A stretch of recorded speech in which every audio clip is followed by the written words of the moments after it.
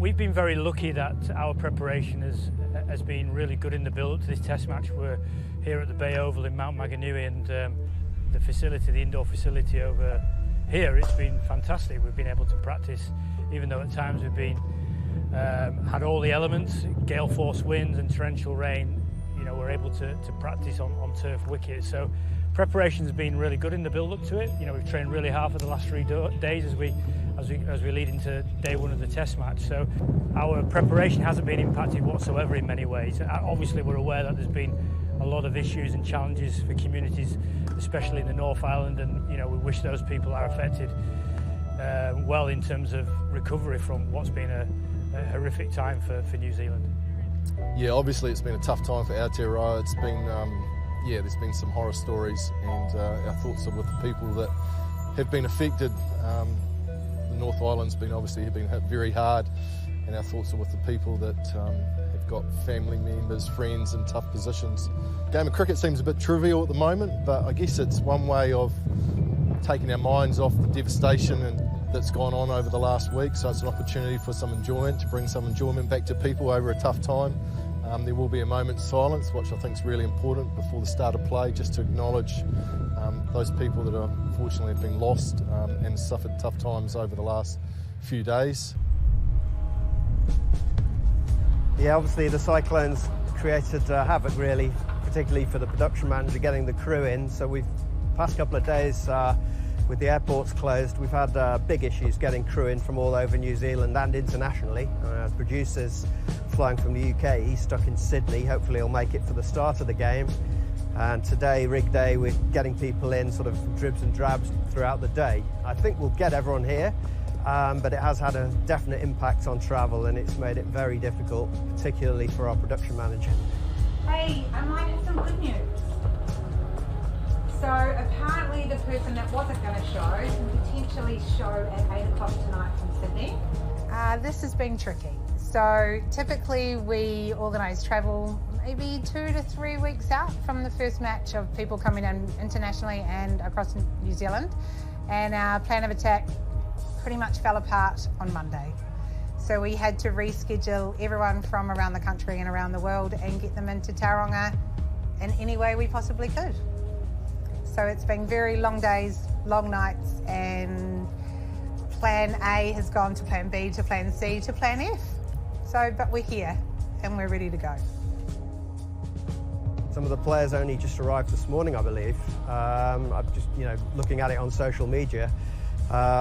Obviously, seats are at a premium and people are arriving without their luggage. There's a problem there, but we've got several crew members here today without luggage, and it's a 5-day test.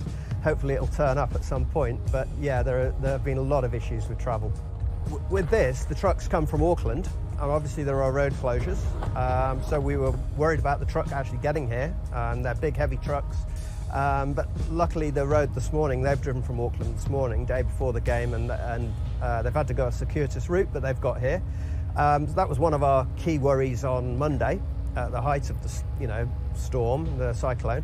And then the other infrastructure, Hawkeye, they're in a big van that's also come from Auckland, I think. And there's a tender with all our kit on.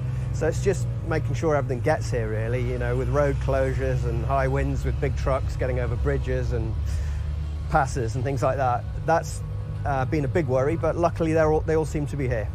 We are back on track. We have one person remaining that we need on site, which is our producer. But hopefully we'll be back on track as of tonight at 8 p.m. We're one EVS op down because of various factors, but we should have 5-6 EVS ops. I think we're down to 4. Should have 5 on match day, I hope. But everything else is here. Graphics are here, sound's here, all cameras are here at this stage, all the engineers are here. I think we're good to go at this stage. It's been an interesting one, that's for sure. Luckily we knew from the weather tracking that there was going to be something coming. We were likely to be undercover and miss 3 days of preparation, so we planned for that, and yeah, that's what ended up happening, so I don't think we're too far off the mark. It's a bit of an unknown, 3 days of undercover without any sunlight. Yeah, what effect that has on the grass throughout the duration of the game, I'm not entirely sure yet, so a bit of a learning curve this one. Yeah, it definitely got up there on, what day was it now, Monday? I think it was. Yeah, really blew, so it got up around about the 100k gusts, mainly overnight as well, so wasn't as bad as some areas around the country, but yeah, still bad enough. Standing by everyone, we're good to go, Matt. The last question.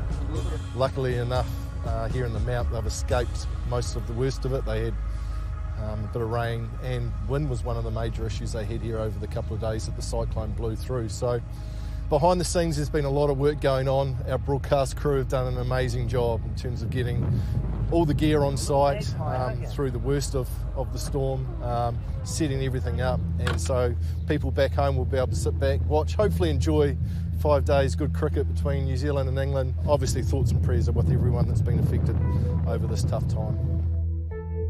Ladies and gentlemen, the past few days have been a traumatic time for many New Zealanders as Cyclone Gabrielle swept over the country, leaving a trail of devastation in her wake. Lives have been lost, homes and businesses destroyed, and large swathes of the Motu remain underwater after widespread flooding. If you're able, would you please be upstanding and observe a moment's silence as a gesture of respect for those who have lost their lives, those who have incurred genuine hardship, and others who have been badly impacted by the destruction.